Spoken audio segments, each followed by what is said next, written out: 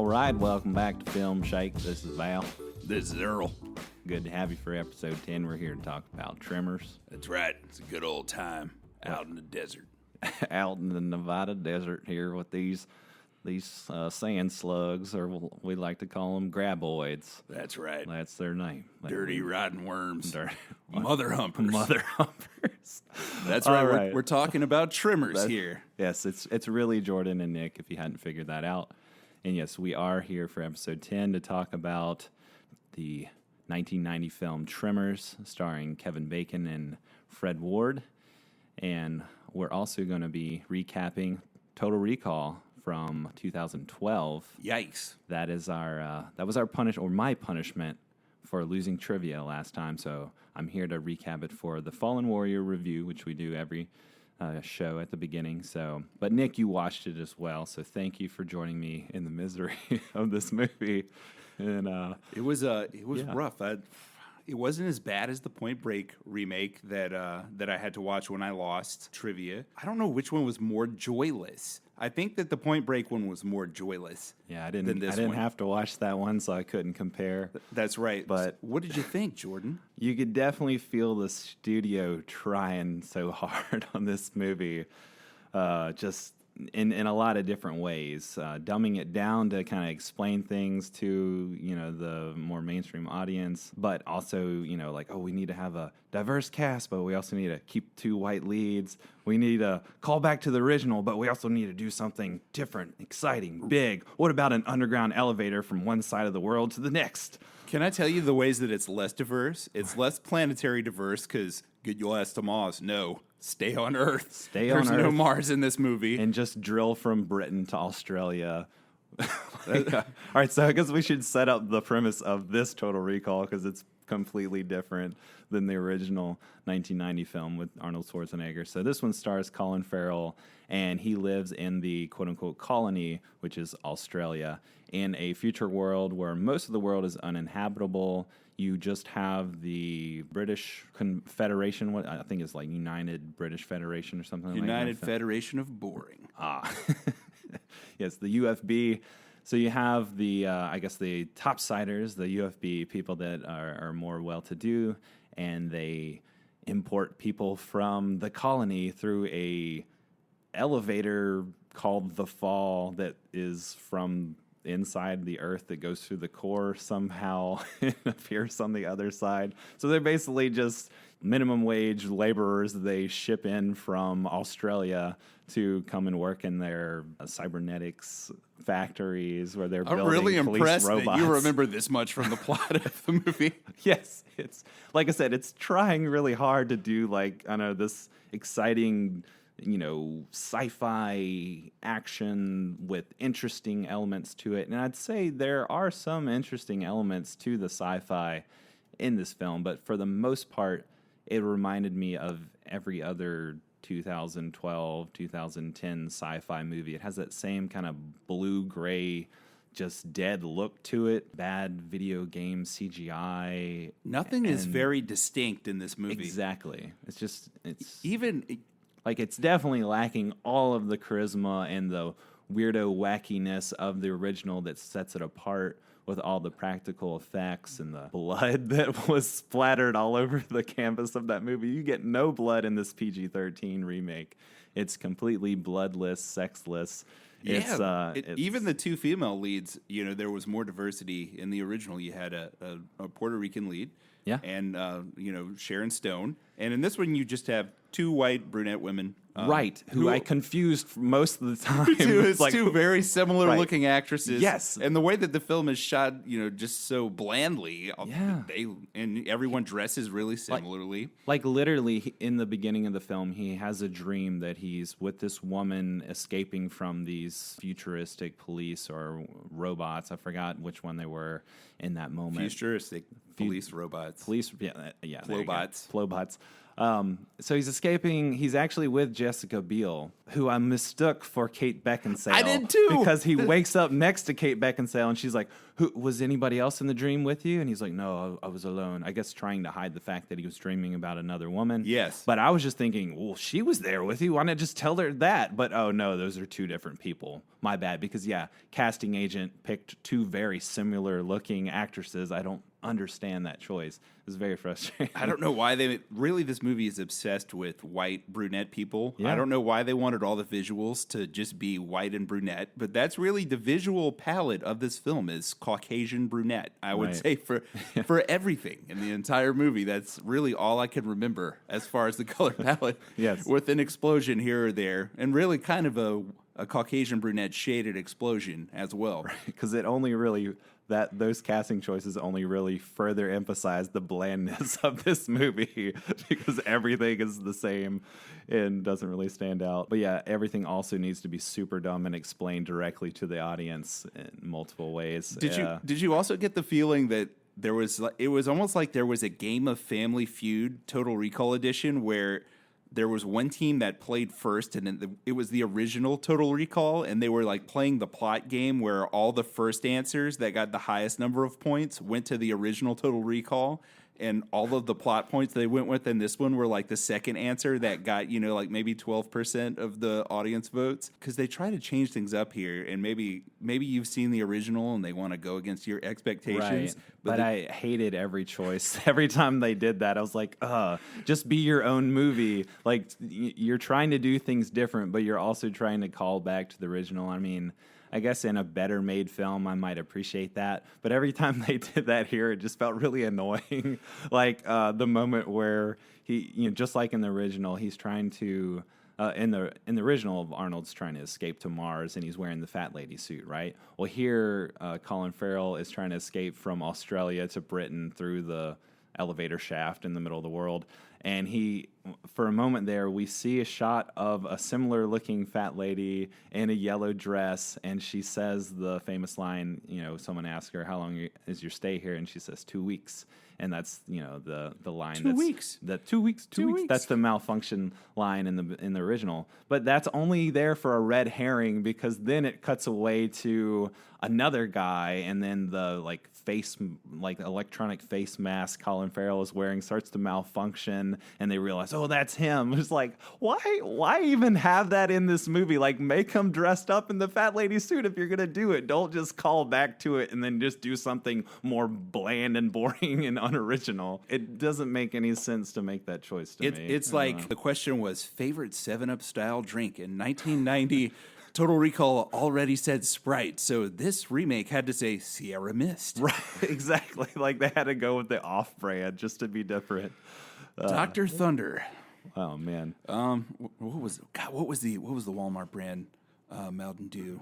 God, I wish I could remember. I thought that was Sierra Mist, but no, David Spade did Sierra Mist commercials for a little while. I think. Okay. Getting off on a tangent here. Well, I wish this movie went on more tangents. There's a few. Okay, so there's a pretty cool floating car chase where Jessica Biel shows some pretty cool floating car chase maneuvers. That's like 3 minutes of the movie that I really liked. Right. It was entertaining at best, for sure. I will have to say, I watched this movie really late, and I never drifted off or just felt like this should end. It was just kind of serviceable. It was just kind of like, okay, this is mildly enjoyable, but mediocre at best. But then, the ending came, and I was just like, oh, that was terrible. And then comparing it to the original and all the weird charisma that movie has, it doesn't hold a candle at all.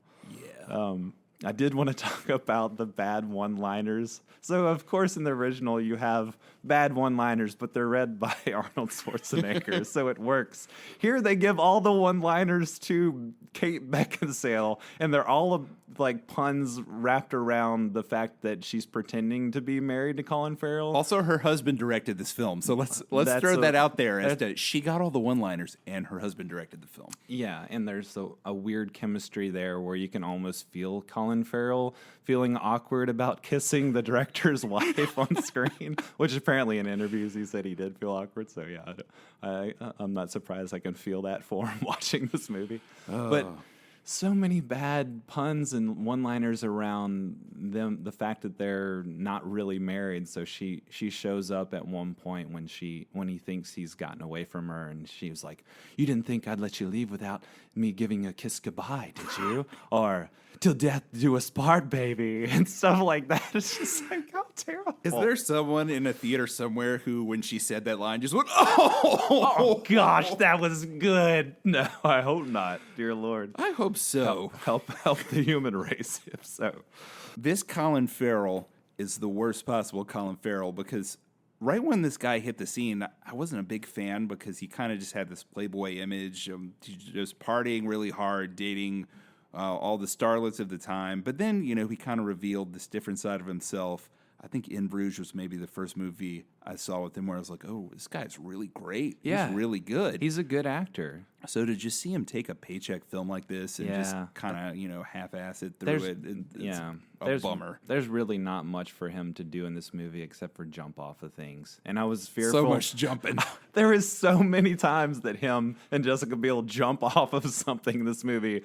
I was worried that they were going to break their ankles at one point. It's just ridiculous. They jump off an elevator. They jump off a building. They jump. It's just like everything. It's just ridiculous. Van Halen would be proud. But yeah, he's a good actor, but there's really not much for him to do in this acting-wise. His character is just kind of bland. It's just he's a guy who's confused and who's running around trying to figure things out. But he doesn't really bring anything to it, especially compared to Arnold and just the machismo and all the just weirdness of Arnold in that movie in 1990. Yeah, so, and like we said in that episode, Arnold's got this sly, amused look on his face the whole time. Like he's just kind of like, oh, look at this. Well, look at what's happening to me, and kind of enjoying it. And Colin Farrell here just kind of looks like, he took some X-Lax like 3 hours ago and it hasn't kicked it yet. Right. And he's like, when is this going to kick in? I need to go. And Arnold's one of those actors, one of those personalities that you just immediately care for him. Like no matter what character he's playing, you're drawn and you're engaged to him. But Colin Farrell is not, because again, he's just another brunette, like white male. So I'm like, give me something. Which we to both care are, about. Well, yeah, but one is Austrian, but and muscle bound. That's right. But Colin Farrell, which we aren't. Yeah, well, of course. Hiding behind this microphone is a six-pack. No. But yeah, he's not like immediately when this movie opens up, it's in that same kind of dream sequence where he's running and there's this female character there, and there's this dramatic moment where he's got to let go of her and he's caught by the robots or the police or whatever. But the whole time I'm thinking, why? Like, you should have set up his character first, because I don't care about these people. Like, you drop me into the situation and I literally have no feelings for them yet, but you put me in I almost feel like I'm in the climax of a movie there. That's what I thought watching it. Yes, like, I'm in the climax of this movie. Like, when did this movie start? Yeah, it's definitely the feel of if the camera moves off of people, they just shut down like robots. There's no one has an inner life or anything else going on. I mean, there were a lot of lifelike robots in this movie, so maybe that was the case. True. Androids. We want to put this one to bed. I mean, they didn't go to Mars. What are you doing? What else are we? Yeah. What are you doing? What else we need to talk about? They didn't go to Mars. Terrible movie. What was your star rating for this? Man, I kind of struggled. I mean, nothing above a 5 out of 10 for me. Yeah, that's what I would give it to. I guess it's so bland. 5 out of 10 is the blandest score. But I gave The Chase a 5, I think. Yeah, but at least it had some weirdness and interestingness. That was more fun. Yeah. I guess I have to give this a 4 out of 10 then. Yeah, I'd probably give it like a 2 out of 5. There we go. So. All right, well, moving on from our Fallen Warrior review, let's get into the main show here with Tremors from 1990. So later on, we're going to talk about 1990 since, as we just said, Total Recall, the original, was from that year. So I have a little Tremors versus Total Recall later on. Ooh. And we'll also have a trivia battle at the end of the show like we do, and it'll be Tremors adjacent, I think, with involving the stars or some Tremors trivia. So. Yes, and if I win again this time, I'm not going to watch the movie that I forced you to watch with me. But I have a feeling you're going to get me this time. I don't think I've ever beaten you 3 times straight. We shall see. We shall see. Anything can happen here. All right, so let's get into the plot of this movie, as we normally just like to kind of rib on these 90s movies. Hey, did we mention we're a 90s movie podcast? That's right. Yes. So this is from 1990. And yeah, we're just going to get into the plot here. So we open with Kevin Bacon peeing into a canyon. That's hard to top. So I'm not really sure why any movie opens with anything different from that. Right. That should always be the case, especially when there's canyons to be had. So that was my first knock on the Total Recall remake. But yeah, the movie keeps going and just I think gets better from there. Like I said, hard to top that. He has a nice butt scratch right after that as he's going back to his truck.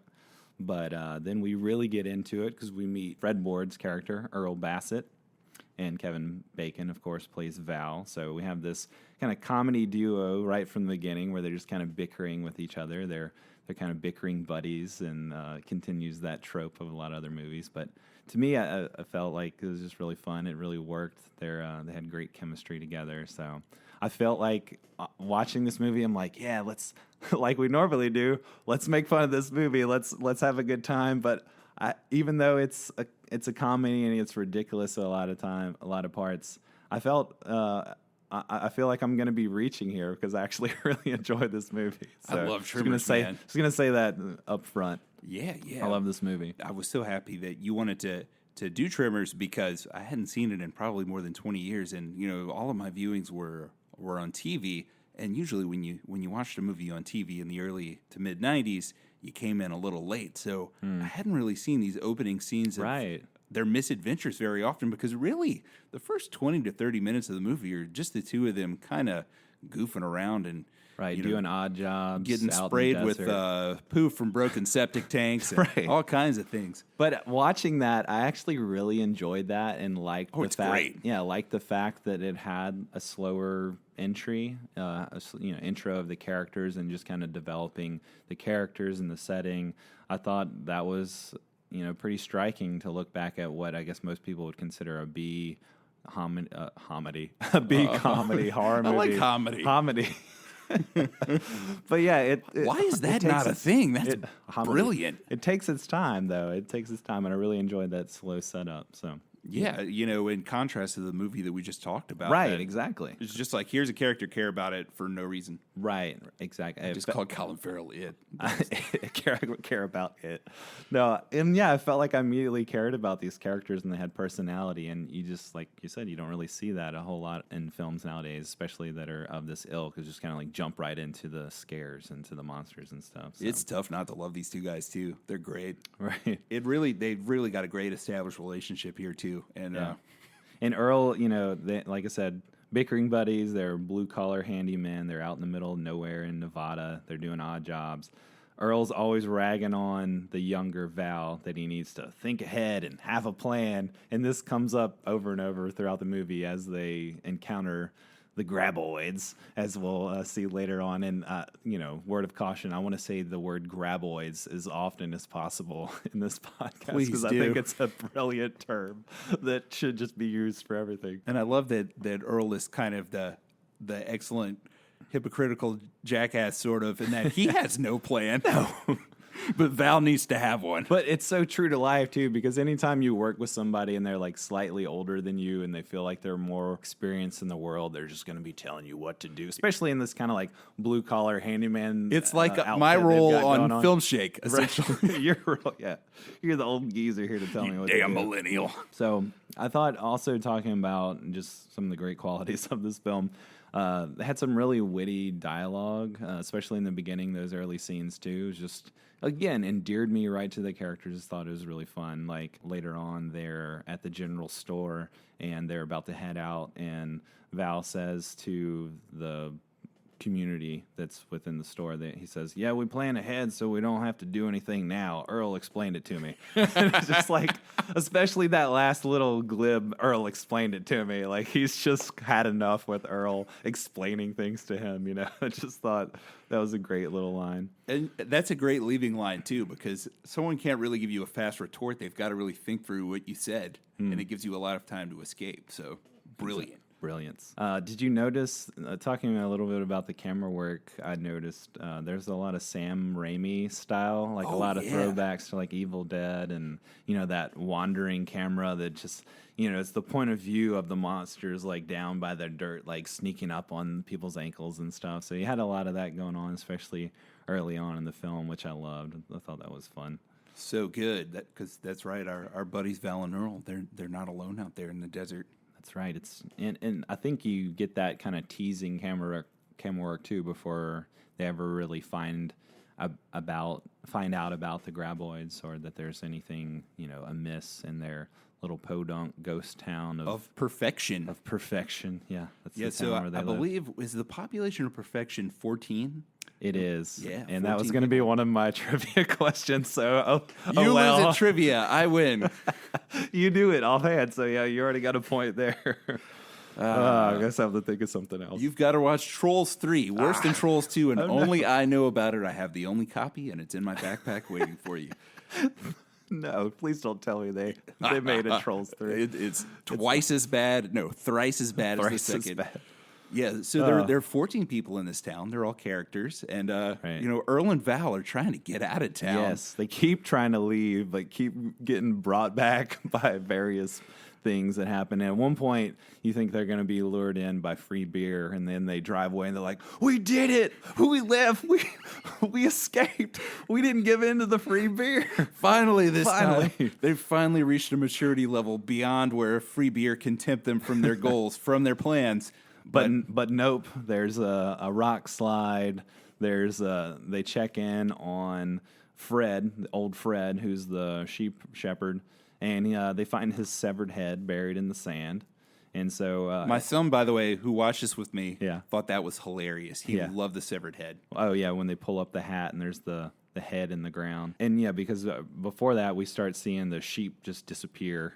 Get sucked underground, and then we see, and then we see sheep guts. We later just see on. Fred, like I guess he probably was. They were just filming the top half of him, and he sat down really fast or something.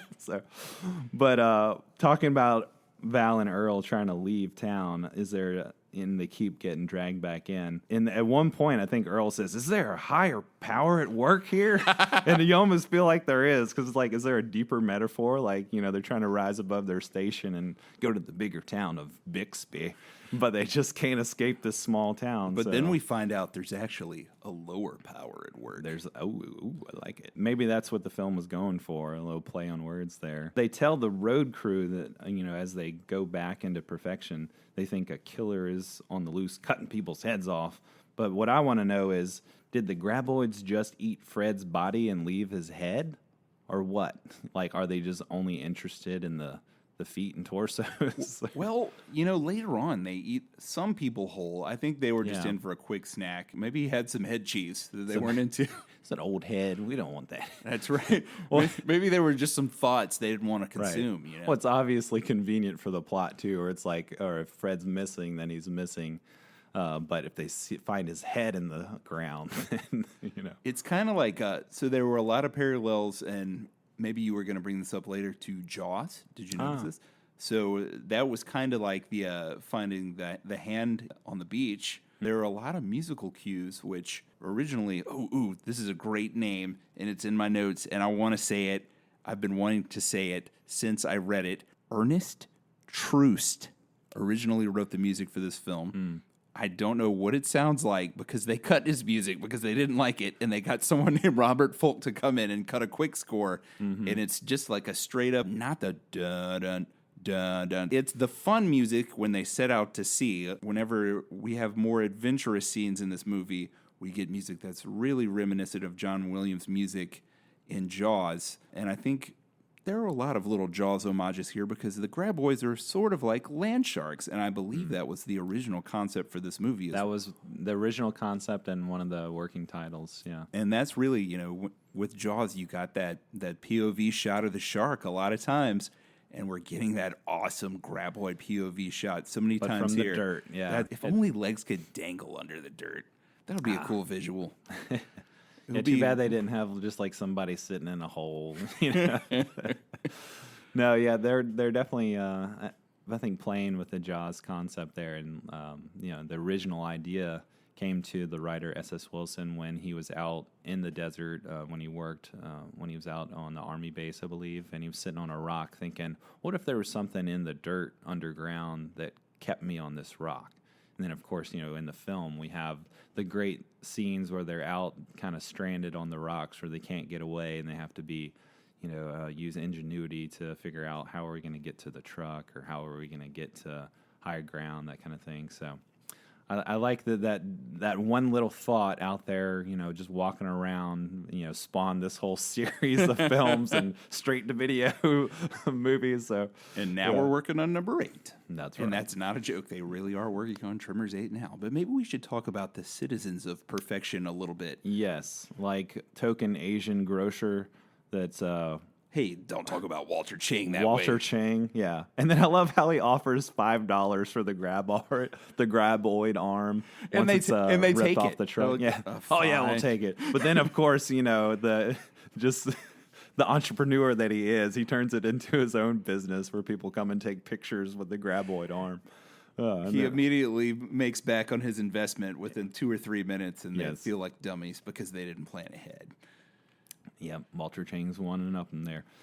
And then I love this scene. It cuts to an older couple. We got the doctor at night finishing work on his house with his wife. And classic just throwback to, B horror movies. And a lot of this is just a throwback and almost a parody of those creature features from the 40s and 50s. And you've got...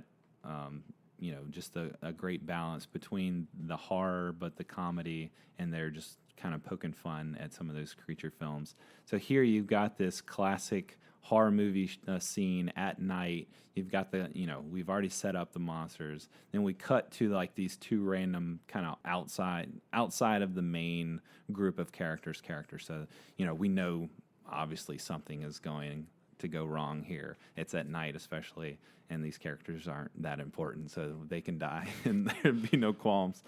But I love how the doctor's his first line of dialogue in that scene is he's exhausted from stacking up things for the house, and he sits down and he goes, "Oh, I'm dead.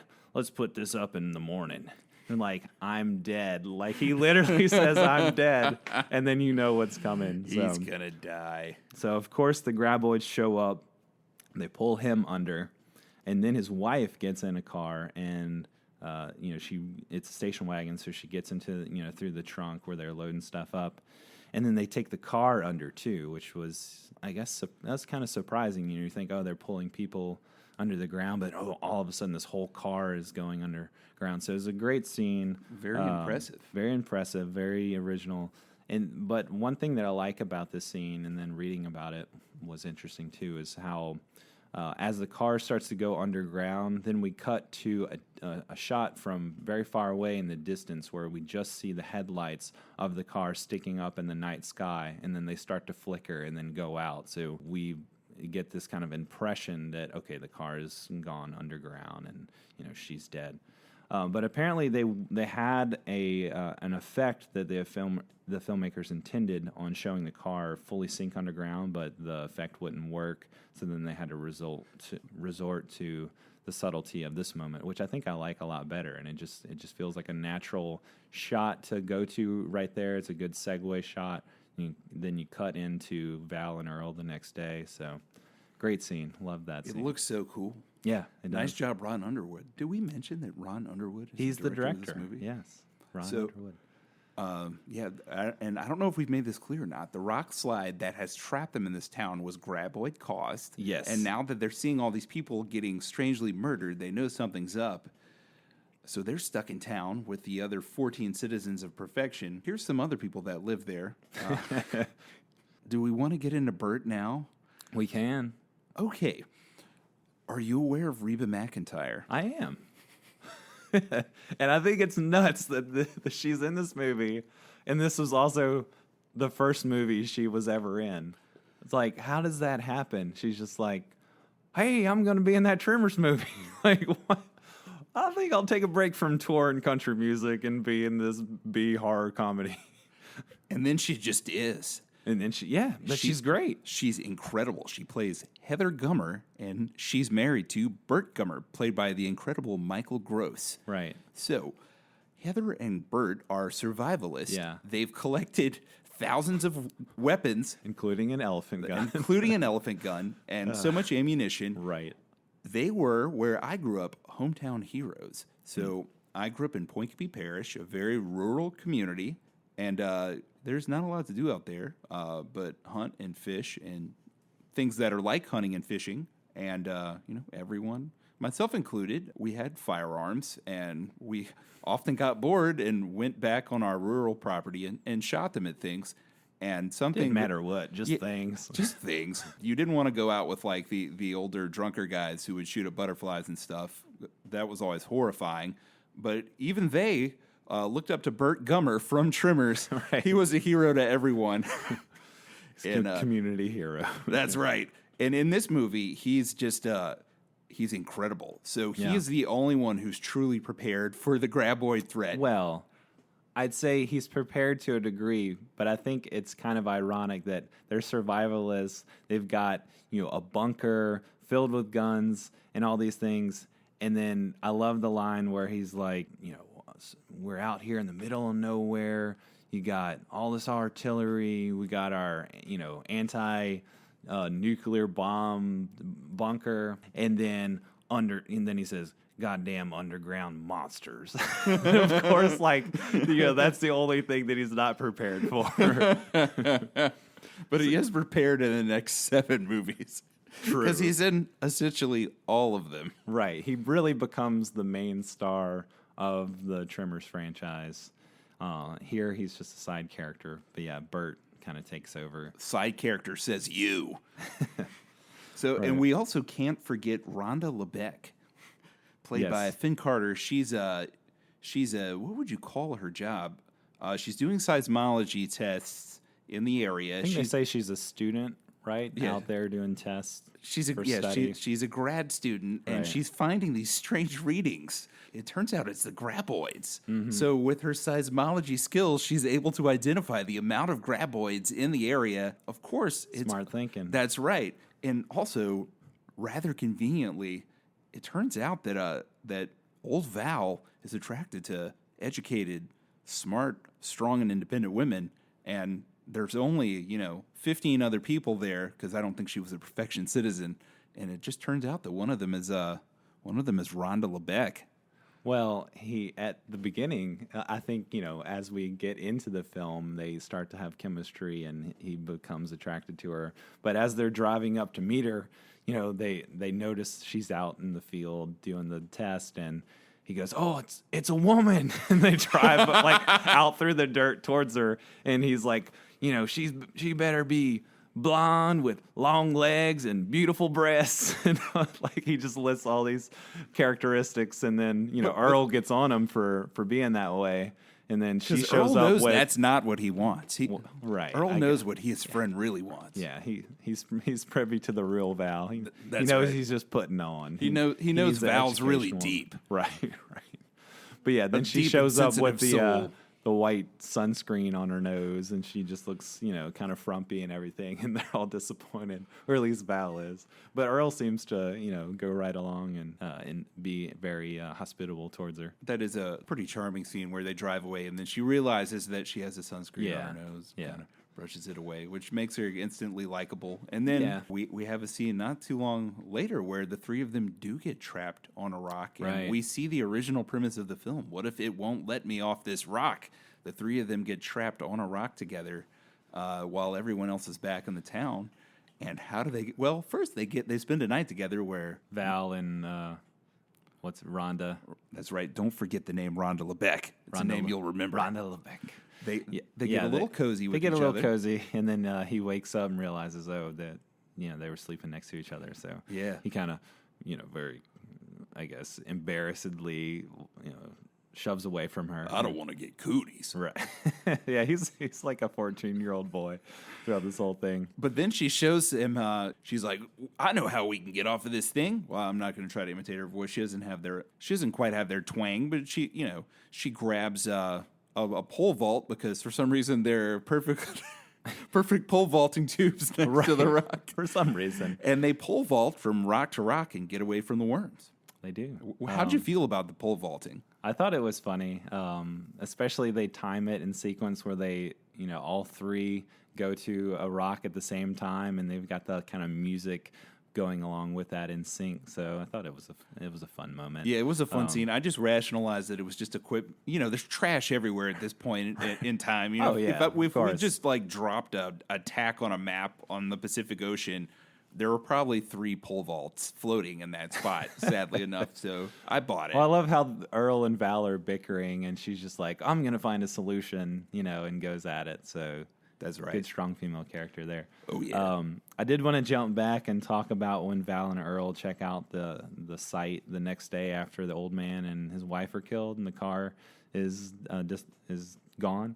So the car's gone, but then Val, I love the line where he says, well, where the hell is the golden oldie coming from then? And then they discover, the car is in the ground, and then you've got the headlights covered up by dirt that they wipe away. Again, another really cool visual.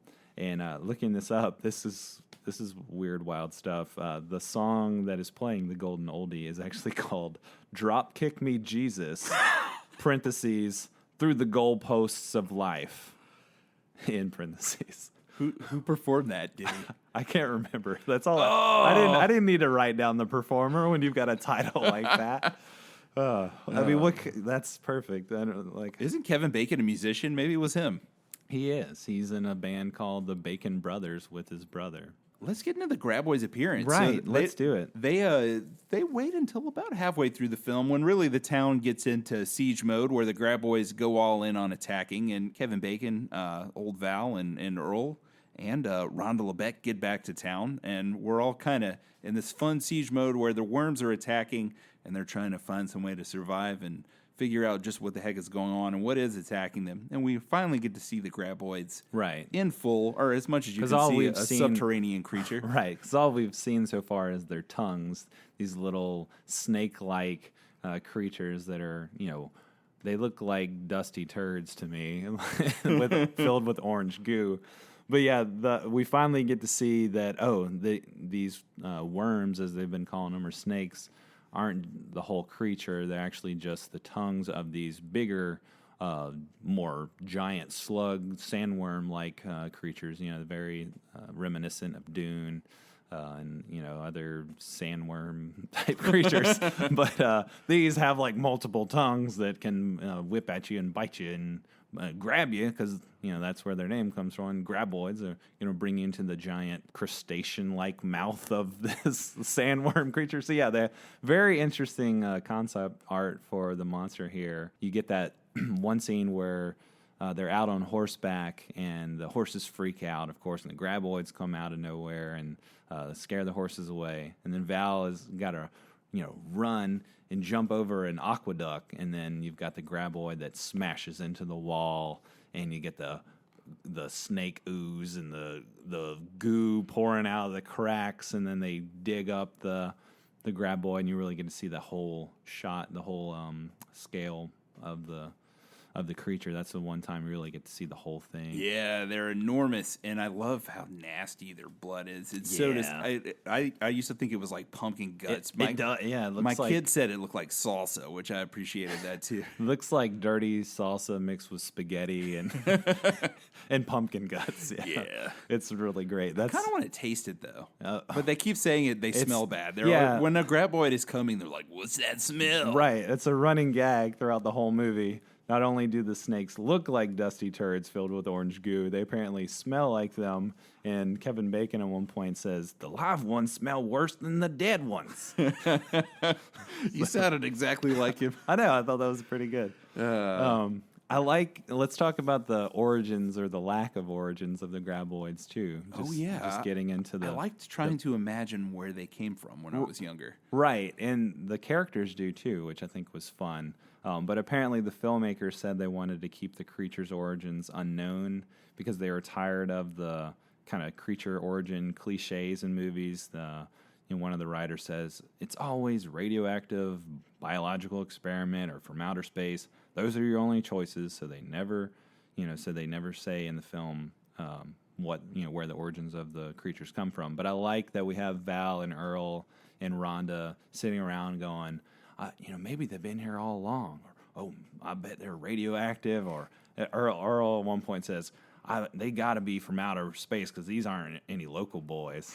So, just, in that vernacular, applying those same cliches. But again, I think the film is smart there to like play with that and make fun of those cliches. Fred Ward is such an underrated actor. He's so good in this.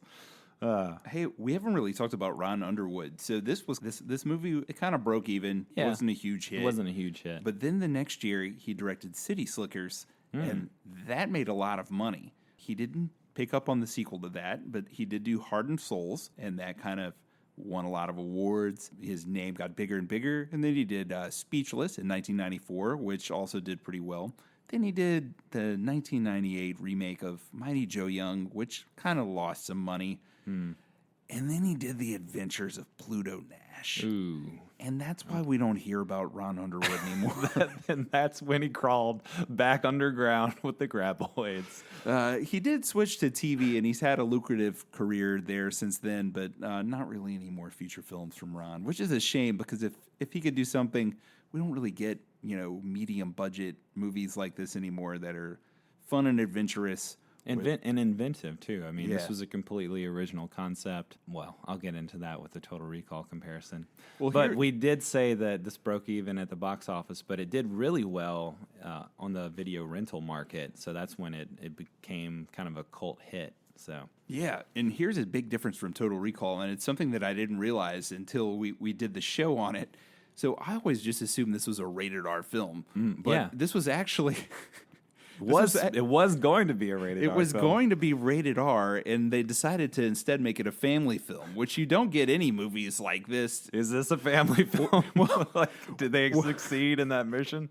Well, the reason I thought it was rated R is because there are a lot of scenes of people saying things like, "There you go, mother humper, you stupid mother humpers." I love the line where Val says to Bert when they're talking over the CB radio, he goes, "Be advised, there's 2 more mother humpers out there."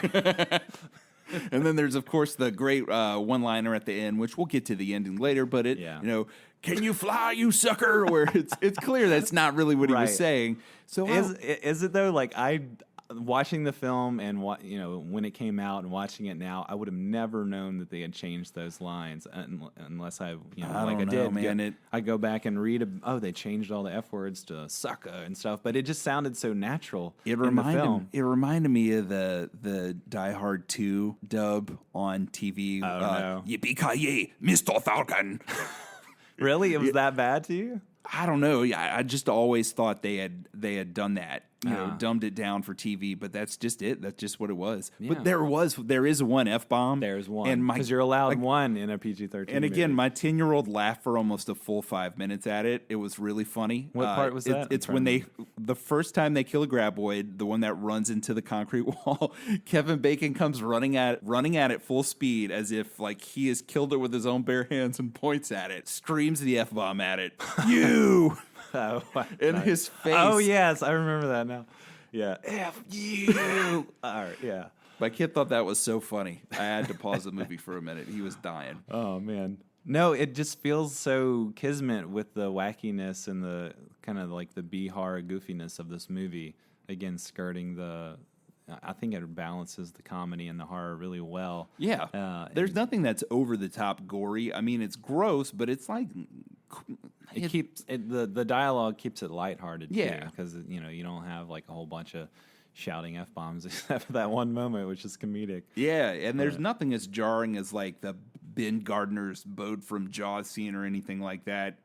The tone is lighter than that, I would say. Right.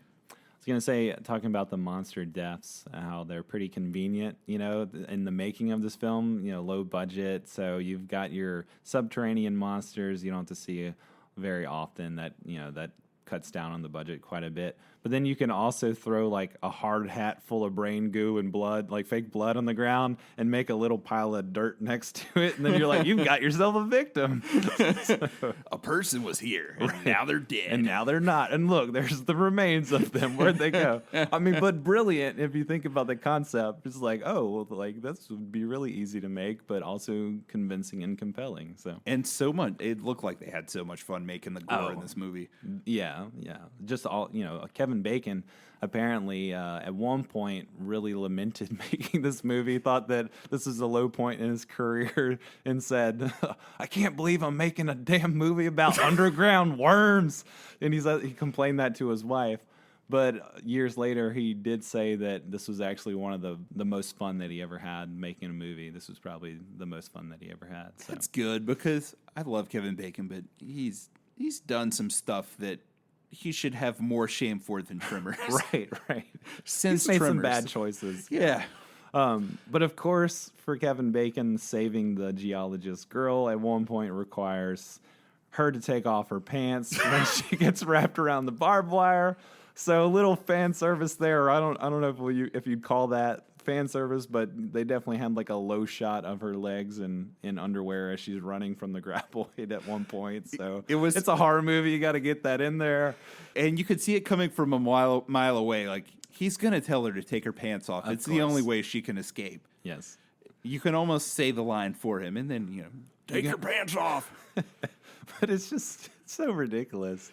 But apparently the actress, to prepare for that shot, taking off her pants in front of Kevin Bacon, footloose Kevin Bacon, she didn't do any rehearsal. She just went for it, in the moment, just so her reaction would be natural. But so then later on, you've got, again, token Asian grocer. He's taken out by the Grabboid. This is after the Coke machine starts to rumble and rattle in the general store, and then the Grabboid comes out from under the ground. And that to me felt like a very obvious Jaws reference, where it's just kind of like popping out of the water almost, and he's just screaming. Yeah, that was great. It's a total shock. Yeah, that was probably the most campy, most ridiculous moment of the movie, I would say. What do you think? Yeah, oh, definitely. Yeah. And then I love how they kind of rewrite the rules there, because we kind of think like, well, you're in a house, you're safe, and you're not, because then they start figuring out how to take out the foundations of your house. Yeah, they're evolving as we watch this movie. They're getting smarter and smarter. Yes, which is a tease for the sequel when they actually do evolve. So. Oh yeah. Multiple times. Yeah. So you're not even safe on the roof. And this is where we really get into some more Jaws territory. They realize that they've got to get to the mountains.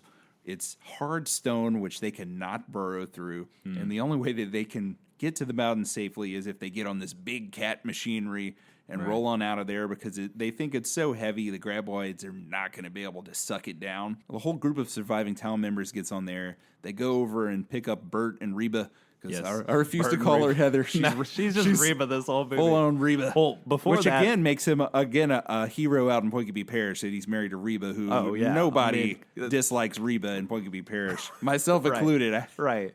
I could never harbor any ill will toward her for anything. He's just golden in every way.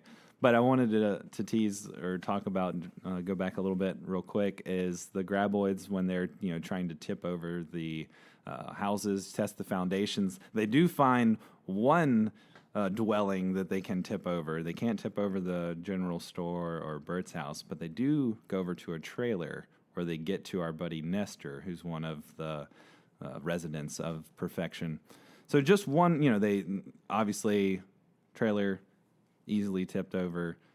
Another reason to stay out of the trailer park. I mean, here in Louisiana, it's hurricanes and tornadoes we got to worry about, but over there in Perfection, you got the sandworms. So watch out. You want yourself a nice, sturdy foundation. But they learn how to take out a normal foundation. Yeah. They were doing that by the end of the movie. They start hitting the corners first. Right. They had a strategy. So no dwelling is safe. No dwelling. From a Grabboid. From a Grabboid. Nothing. And then we get this great scene where everyone is now on the cat and this trailer that it's pulling, and then it's like straight Jaws with like the boat kind of going out to sea, pulling the barrels, and it's instead of that, it's kind of the imagery of the big cat pulling the trailer, and Bert has made these bombs that they can throw at the Grabboids and try to get the Grabboids to eat. And this big adventurous score is playing. Yes. But these damn Grabboids are just too smart. They figure out a way to take the big cat down. Yeah. They dig a trench. And the humans aren't ready for it. And the big cat goes into the trench, and it's done for. You know why they're able to do that? Because all the other Grabboids are taken out at this point, right? We're left with one. Well, we've got two at this point digging the trench. That's true. Yeah, one is taken out by Bert's bombs, and then the final Grabboid is Stumpy, who is the Grabboid that they ripped off one of the tongues at the very beginning with the truck. That's right. This is the wisest of the Grabboids. So this is after once they dig the trench and the cat goes into the trench, they blow up one with a bomb. Yes. They threw the bomb into the mouth, and the dumb Grabboid eats it. But Stumpy learns from this and tricks the humans. He spits it back out. He spits it back out at them. Onto the rocks where they're staying. Yes, because they run from the big cat in the trailer onto the rocks, successfully get there. Right. Think, now we'll just kill Stumpy the same way we killed his buddy. But nope. Stumpy's too smart. Stumpy's too smart. And I just love that there's like a name for this particular Grabboid that they, you end up with almost like the final boss, and that's like the character one. Of this whole franchise is it just makes you like it more for whatever reason. They're like, what people would like if this last one had a name and he was the one who makes it to the end. It's a particular Grabboid. He has like a particular personality. And I do like it. Yes, I like it. I like it very much. So then, all this builds to the climax where the bomb is spit back out onto the rock. So multiple characters have to disperse. Some of them end up on the ground. And they're like,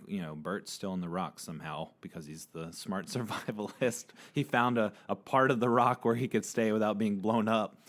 Him and Reba. But Val and Earl and Rhonda are all out on the dirt, of course, because, they're our main stars. They've got to get into the action now. And they're like, what are you doing out there? So Val had, the trick to fooling the Grabboids is just to stand still, which I guess is kind of like almost like a That's right, a T-Rex moment there. Yeah, because they can't see, they can only hear. Right. So if you just stand still, they won't be able to tell where you are. But Val has this harebrained idea. They've got one more bomb Call left. back. He's got a plan. He's got a plan. That's right. So Earl has been hounding him the whole time. You got to make a plan.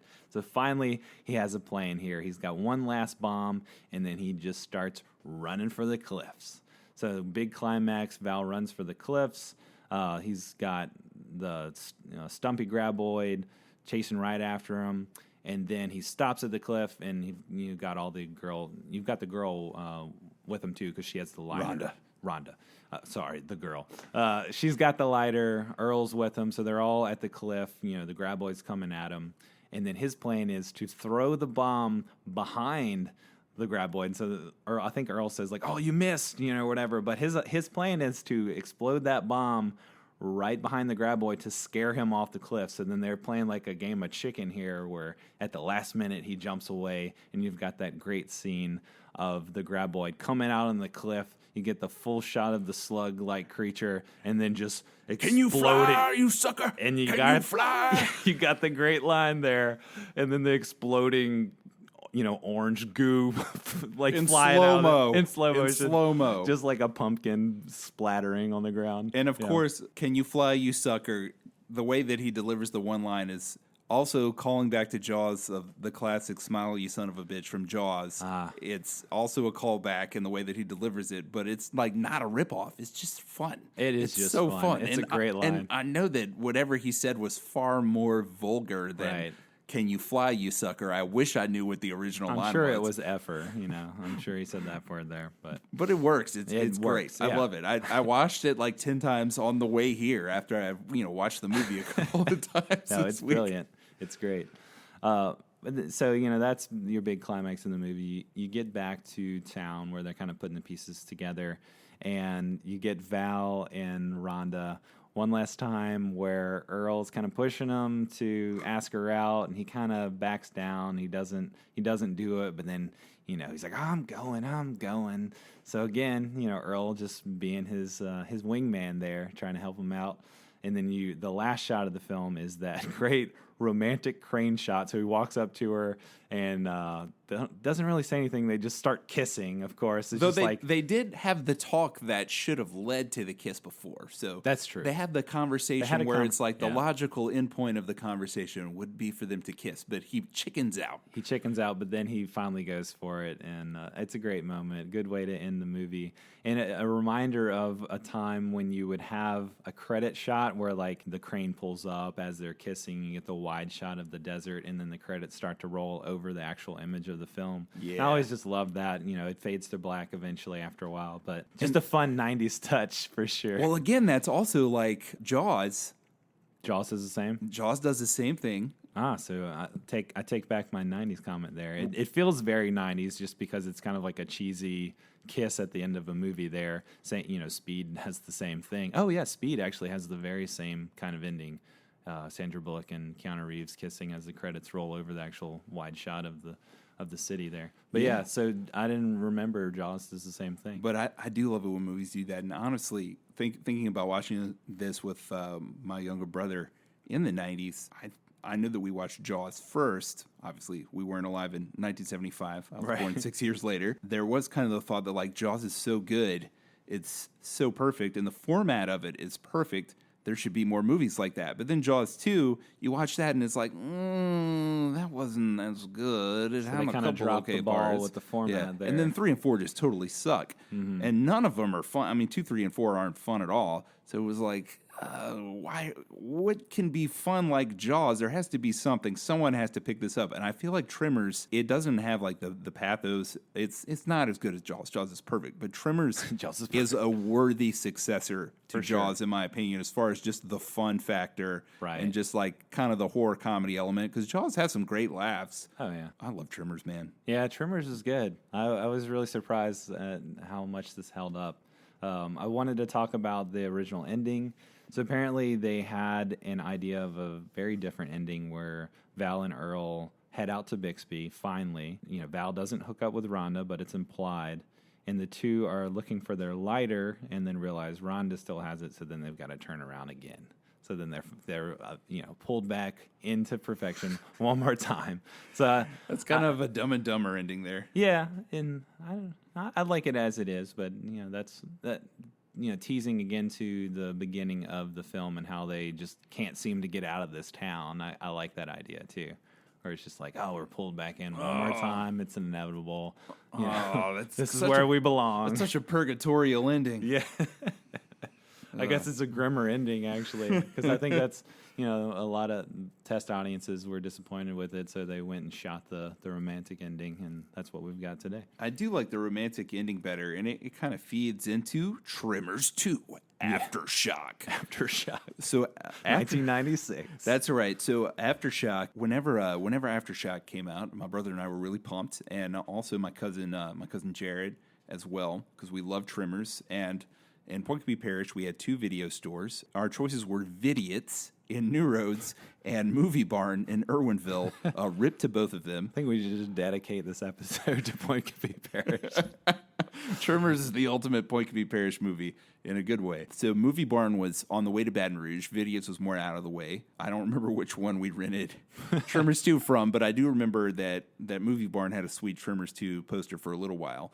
But we rented it, and we really enjoyed it a lot. I remember watching it 2 or 3 times and not hating it, and not being disappointed. Yeah, me too. And thinking it was really fun. It. Yeah, and come to find out, I did a little research on it for this, and it's actually really well regarded. Yeah. It's regarded as one of the better direct-to-video sequels. Yeah. For a direct-to-video movie. It actually tested so well with test audiences, they wanted to give it a full theater release, but the budget was just so small, they didn't have the money to do it. But I think it should have gone to theater. It's really fun. The Grabboids evolve because, the humans get so good at killing them, which the only human that we get back there is Bert, who really becomes the star of the series. Doesn't Fred Ward? Fred Ward is in the second I failed you, Earl, because he's so good in the second one. He has he has this really cool. There's this Playboy model that he was like in love with when he was a teenager. Yeah. That was like his ultimate fantasy, and she ends up being in the movie and becomes his love interest. That's funny. And it's just like this really weird, nostalgic, like he gets a second chance at life story. That's like this background through line. Yeah. That's like just more than you would think you would get from a direct-to-video sequel. It just really works, and it's so fun. And the Grabboids mutate in a different kind of monster. The Shriekers. The Shriekers. The little tiny Grabboids that can, like, they come out of the big sack body of and they're clearly... worms. Yeah, they're influenced by the Velociraptors from Jurassic Park, which came out 3 years before, but they're a really fun take on that. Yeah, and they're heat-seeking. Yeah, so that definitely worth watching. I'd like to watch that one again. I think I'm going to go and rewatch that one now after watching this. I've got to. And I realized, too, doing a little more research, I did see Tremors 3 Back to Perfection, where I think that they evolved to, like, basically fart fly or something. That one wasn't as enjoyable to me. I might have seen part of that, actually.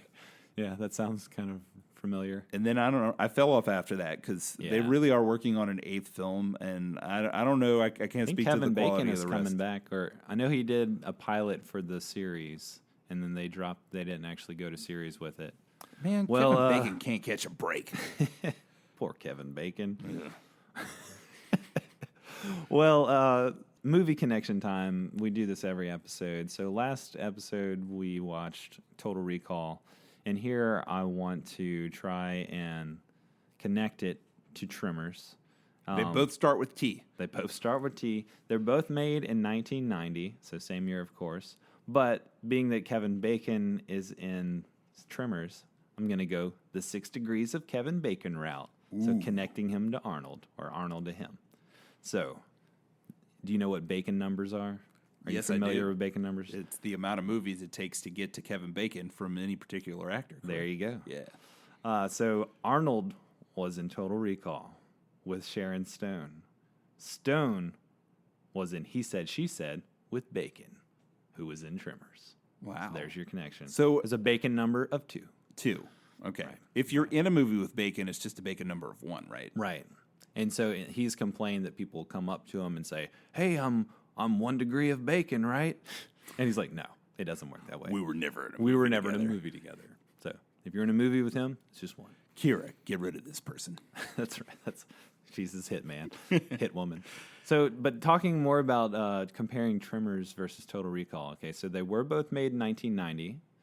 My question to you is, which is better? I know it's going to be a hard battle to fight here. But you've got an $11 million budget with Tremors, and you've got at the time, I think, the most expensive movie ever made in 90 with $65 million for Total Recall, which is ridiculous. What do you think about the two films? How do they compare to each other? Obviously, there's a lot of differences. We've got a rated R sci-fi movie based on a Philip K. Dick story that has its own energy to it and style for sure. And then you've got a horror comedy, low budget, original screenplay. So what do you think? I think the 90s were the best decade that humans have ever existed in. Right. First of all, and that they both came out in the same year is insane. Yeah. I mean, both really great movies. I think I enjoyed them equally. So that just shows what you can do with $11 million. Exactly. Because honestly, I could flip a coin on which one. I would watch both of them again right now as soon as we are done with the show. Yeah. To be honest. I like both of them. I'd say probably equally. It might be recency bias having just watched Tremors, but I'm really impressed that they made this movie just for $11 million compared to everything they did in Total Recall for that amount of money. I mean, obviously grander scale, but in two, just like more character-based. The comedy just really works, and how they balance the horror with the comedy, I just think is really great. And the fact that it was an original idea, I think factors into making this feel like a flawless movie. I don't really have any issues with this film. It's 17 minutes shorter. That's a good point. So then talking about horror comedies, best horror comedies, or comedy horror adjacent, what stands out to you just thinking about the genre in general? Are there films that, is this a particular genre favorite of yours? Are there other films in this vein that you gravitate towards, or is Tremors the end-all, be-all? I think this might be the end all be all because it doesn't feel like it's trying too hard. I feel like it just is. A lot of movies in this genre, especially maybe recently, you don't get so many PG-13 ones anymore, but it does feel like they're trying a little too hard. With the comedy aspect? Or both, horror and comedy? Both of them. Yeah. This film feels very effortless. It doesn't ever feel like it's trying to be funny. It just is funny. And it's like it's self-aware that it's ridiculous, but it never feels like over the top. Like, nowadays it'd be like very self-referential and, ironic for the sake of being ironic. I'll throw out another one, though, even though it's not really a remake because it definitely does its own thing. And it's also a 90s movie, even though Indiana Jones is more in the vein of it. 1999's The Mummy with Brendan Fraser. Yeah. It's also a horror comedy, but it also has a lot of adventure, but it definitely does its own thing. I don't think it follows any particular movie template. It feels effortless to me. Effortless. It reminds me of this because the characters are just... It's totally unique and just feel natural in themselves, like they've always existed. If the camera's not on them, I don't feel like they shut down like robots. Like I feel like Benny from The Mummy is wheeling and dealing still when the camera isn't on him. Yeah, man. So, but I don't think there are a lot of movies like this. That is a good point. That just work this well. Yeah, there's a similar glibness there, I think, that really works. And Brendan Fraser is just very charismatic and enjoyable in that film, and it has the same kind of lighthearted comedy aspect to it, but with a lot of adventure and some horror thrown in. Yeah, we might have to get into that film at one point. We might have to do an episode there. So, I think I'm a fan. I'm not a fan of, again, a movie that started off great, and again, I haven't watched a whole lot of films in the Tremors franchise, but oof, the Mummy franchise took a dark, deep downward spiral from there. Yowza. Yowza. Yeah, but it lost sight of what it was. Right. We could get into it because we talked about Sam Raimi before, but we're kind of talking about the PG-13 vein where, I would watch with my 10-year-old, and I think he'll be ready for Army of Darkness in a few years. But, I was going to bring up... That's more like R-rated stuff. Yeah. That could actually work in the PG-13 vein. I don't think there are too many of them. I mentioned Jaws before. That's not like a hilarious movie, but there's some good laughs in it. Yeah. And, I was going to bring up from the 80s, Army of Darkness, Gremlins, Beetlejuice. I think those are all great comedies and great horror films or have horror elements, especially Armor of Darkness. I've always gravitated towards that one over the Evil Dead films. But, of course, Evil Dead 2. I put this out on a Facebook group that I'm in, so shout out to the Gyre, who are a lot of Criterion Collection enthusiasts. But I asked them what are the best horror comedies in their mind, so I just wanted to list off some that they brought up. So Cornetto trilogy, Shaun of the Dead. Love those. Hot Fuzz. I love that trilogy. Those mean a lot to me. I've actually only seen the first two. I still have not seen The World's End. It's my favorite. Really? Okay. Well, that encourages me.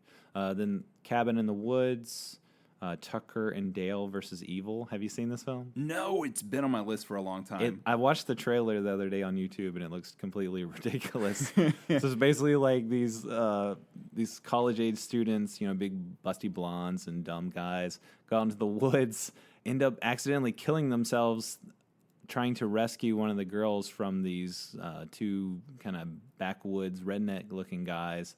And they just keep killing themselves, and then the redneck guys get blamed. I guess I don't know. It looks they're not trying to kill. They're not trying to kill him, but it just looks really ridiculous and over the top.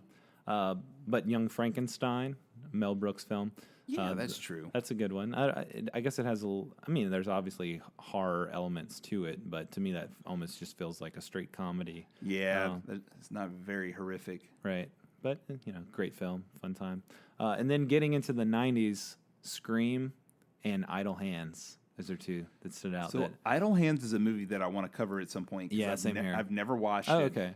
Scream I've watched 1,000 times, but it's just there's a meanness and a satire in Scream that these other movies don't have. Idle Hands is really fun. Devon Sawa, what's her name? Jessica Alba. Devon Sawa was like my sister's big crush. Oh man, I used to think that. I guess it was like the punk aesthetic to his personality, and he was also in a movie I really love from the '90s, SLC Punk. Or was it? I don't know if it was the '90s or early 2000s, But have you seen SLC Punk? No, with Matthew Lillard. Your crew was so high on it. I just like anti-establishmented you guys and didn't watch it. Which is funny because in that movie they have anti-disestablishmentarianism written on the side of a van. So yeah, it was actually that's 1998.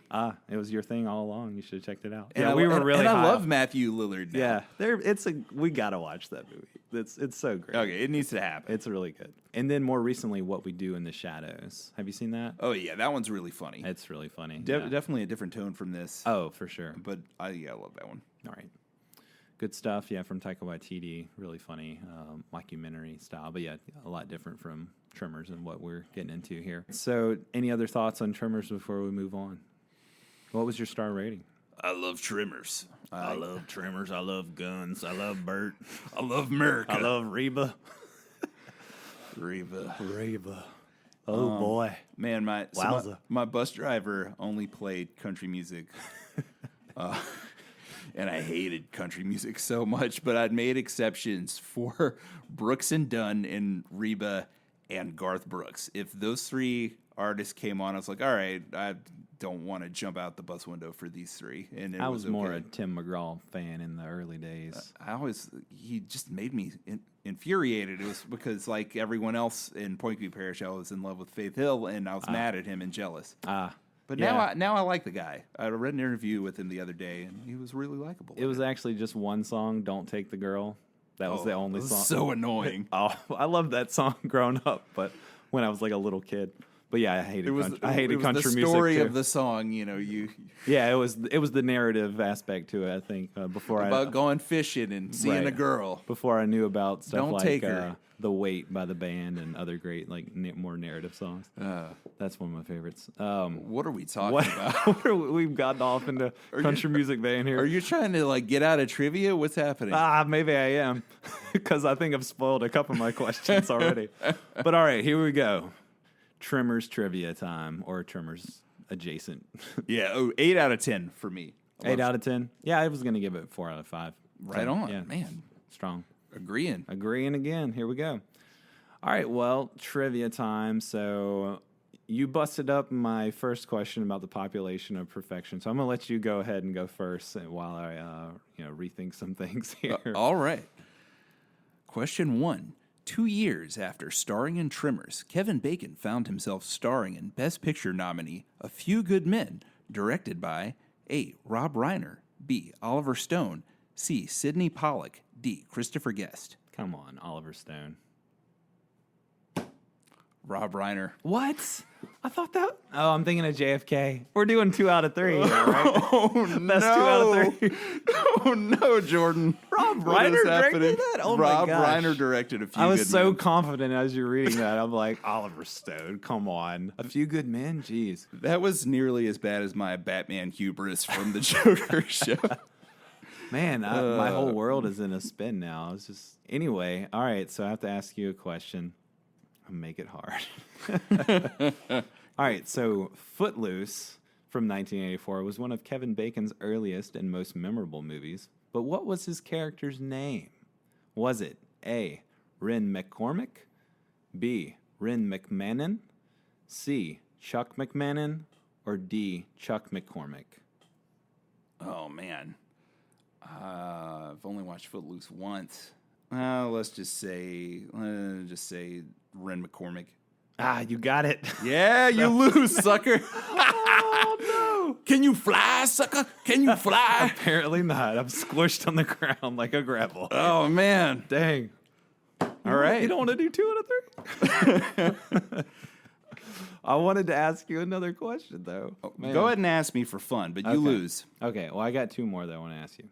So which 2 of these was not a working title for the film? A. Land Sharks, B. Beneath Perfection, C. Seismic Proportions, D. Dead Silence, or E. Grabboids? E. Grabboids and the Beneath Perfection title. What was it? Seismic Proportions. I made that one up. Oh, nice. Good one. Crap, I should have used that one. Used that one, Should have used that. Nah. All right, so... I'm glad I watched Footloose that one time. Oh, man. All right, so we've talked about Kevin Bacon a lot here, the 6 degrees of Kevin Bacon. So my other question is, and this is actually not really a multiple choice. This probably wouldn't have been fair, but you were going to pull this one out at the end if I right if you were still going.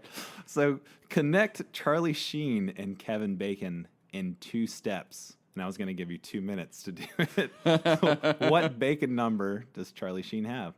So how many movies does it take to connect the 2 actors? And I would give you, I'd give you 2 minutes to figure that out. So I would just guess 3. Nope, 2. 2? Wow. Okay, so what's the connection there? All right, so I've already lost. I'll just give you the answer, at least one of the answers, because Kevin Bacon's been in so many movies. You can do this with multiple people, apparently.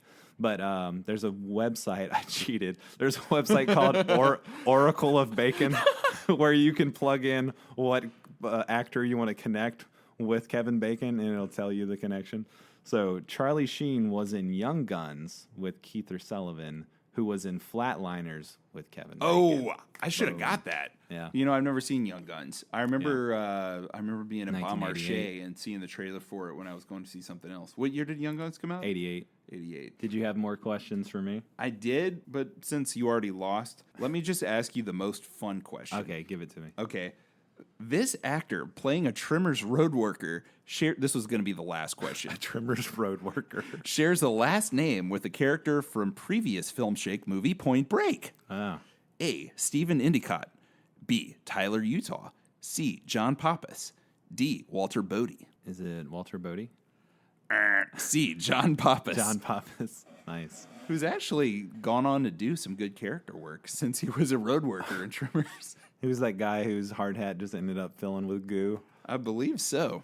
All right. Well, I have lost trivia. What are you going to force me to watch? 3 times in the row, Nick. Come on. This is crazy. We need to go to the 2 out of 3 rule. But I'm glad that you at least had some movie trivia this time, not pulling random geography questions on me. There actually is a geography. No, I'm just kidding. There's not. Great. Okay, Yeah. So the movie that you're going to have to watch now, in keeping the theme here, so we just watched Tremors. Mm-hmm. We love Tremors. We've both seen Tremors 2. We enjoyed that one. Tremors 3, not really so much. We haven't seen 4. We haven't seen 5. We haven't seen 6. I tell you what, why don't you jump straight to number 6, because I really want to know what happens in Tremors 6, A Cold Day in Hell. Next Film Shake. Does this have Bert in it at least? Please tell me what Bert's- happens. Bert's in it, right? Actually, he is, but Jamie Kennedy is also in Oh, it. God. Oh, Lord. Speaking of Scream, Oh, no. Where did that guy go? Tremors 6. Straight from Scream to Tremor 6. He also made some terrible movies between those 2. Hey, Son of Mask is perfection. Not really. Perfection is the name of the town from I Tremors. can't remember the name of the movie that he made where he was basically just like a white rapper celebrity. Yeah, that was bad. I didn't see that, but just the trailer has scarred my brain. So Tremor 6, A Cold Day in Hell. Yeah. All right. I'm not going to watch this one. I just want to hear about it. You know what's going to be the most terrible thing about that movie? They're going to use all CGI for the monsters, and they're not going to have the awesome, like, cool practical effects that they had in this film. I've heard that it takes place in Antarctica. I could be wrong. Or the Arctic. Cold day. I think it takes place How are they going to icy- bust through the ice? I guess we'll have to figure it out. I'll find out and come back and let you know. Yeah, Oh, maybe man. they take the form of like icebreaker ships. They're like a V-shaped boat. They where- floated there on a boat to get Bert. They're just after right. Bert, I guess. Yeah, maybe the polar bears have like the Grabboid tongues that come out of their faces. Yeah, and then when they kill the Grabboids, they just cut to like a dummy polar bear they made exploding filled with pumpkin guts. So Do polar bears even live in Antarctica? no, they live in the Arctic. Okay, yeah, I was about to say they were way out there. You got to But, tell me. I if wouldn't be surprised if Tremor 6 did have polar bears in Antarctica. I'm not confident of their fact check. I don't even know if that's the hemisphere. You're gonna have to tell me which hemisphere this takes place in. That'll be the first thing I want to know. Well, so. Cold Day in Hell, I guess it sounds like it probably. And hey, It would make sense if they're down below in Antarctica. and this is perfect because you've got to sail across the sea to get to Antarctica, and you know there are a lot of trade routes around the Stowaway Arctic now. Grabboids. And this leads into the film that I've picked for our next Film Shake episode, Okay. which some might view as a punishment as well. But I remember enjoying this movie when I watched it in the mid-'90s. I haven't watched it since then. And I remember my friends, when they would come over, all saying, I'm up for a movie. And then as soon as I started talking, they all said, as long as it's not Cutthroat Island. And then I was like, wait, you didn't like Cutthroat Island? So now I'm wondering, was Cutthroat Island bad? So let's find out together, Jordan. I don't think I ever saw this. I know nothing about this movie. Well, it's directed by Rennie Harlan, who directed Die Hard 2, which we both watched. He's directed some other films as well, but Die Hard 2 was rough. Yeah, I watched that recently. Yeah, well, I mean, it had some fun stuff in it, but yeah, Cutthroat Island, hopefully a little better. So he also did The Long Kiss Goodnight, Okay. Which I'd love to watch that again, too. Yeah, I remember thinking that was good. I went to a movie party once where, well, other things were involved, but movies were too. And we had The Long Kiss Goodnight, Scream, and Bad Boys. And I ended up getting stuck at that house for 24 hours straight with those 3 movies. So I just watched them all 3 times. Nice. All that to say, Cutthroat Island, next time. All right. Huge flop at the box office. One of the biggest money losers in box office history. Wow. But should it have been? Who's in that? Gina Davis and Matthew Modine. Okay. All right. All right. Well, we look forward to talking about that next time, and Tremors 6, Cold Day in Hell. So join us next time. If you haven't already, subscribe on Apple Podcasts. You can find us at our website, filmshake.buzzsprout.com, where you can see all our episodes and subscribe any way you'd like, Apple Podcasts, Spotify, however you want to connect. You can also email us some feedback at filmshakepodcast@gmail.com. And so we'll catch you next time. And you can catch Nick at his blog. What you got over there, Nick? I've got reviews of the movies that we talk about here, reviews of other stuff, music reviews, opinion pieces, all kinds of stuff, whatever's on my mind. I just write it there. That's the nicksperiment.blogspot.com. That's right. 15 years old this month. All right. Congrats, man. Yeah, going strong. Yeah. For a long time. All right. So thanks for listening, everybody. Stay tuned, and we'll see you next time for more Film Shake. That's right. We'll see you in 1995. Take it easy.